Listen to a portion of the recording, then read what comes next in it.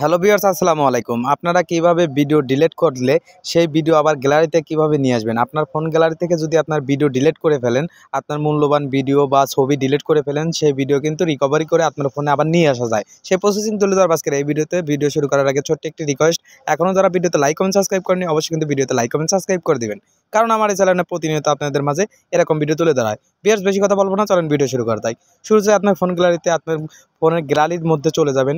গ্যালারির মধ্যে চলে যাওয়ার পরে একটু লোডিং নিয়ে এরকম ইন্টারফেস শো করবে। এখান থেকে জাস্ট আপনার ভিডিও অপশনে চলে যাবেন।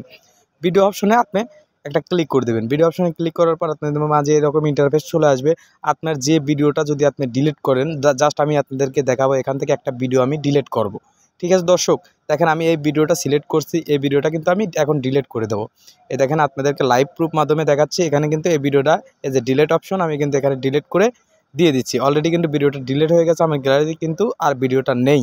এখন এই দেখেন একটু স্ক্রল করে নিচে আসবেন, এখানে রিকভারি ডিলিট দেখতে পাচ্ছেন, রিকভারি ডিলিট এই অপশনে একটা ক্লিক করবেন। ক্লিক করার পর আমি যে একটু আগে ডিলিট করেছি ওই ভিডিওটা কিন্তু এখানে চলে এসেছে।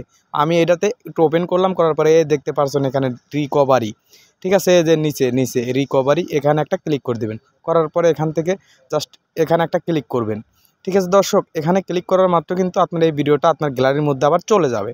এই রিকভারিতে ক্লিক করার পরেই কিন্তু আর গ্যালারিতে চলে যাবে। এভাবে কিন্তু আপনার হারানো ভিডিও, অডিও বা যে কোনো জিনিস কিন্তু আপনি এভাবে জিনিসটা করে কিন্তু আপনি গ্যালারিতে নিয়ে আসতে পারেন। ভিডিওটা কেমন লাগলো অবশ্যই কমেন্ট করে কমেন্ট বক্সে জানিয়ে দেবেন। ধন্যবাদ দর্শক, ভালো থাকবেন, সুস্থ থাকবেন।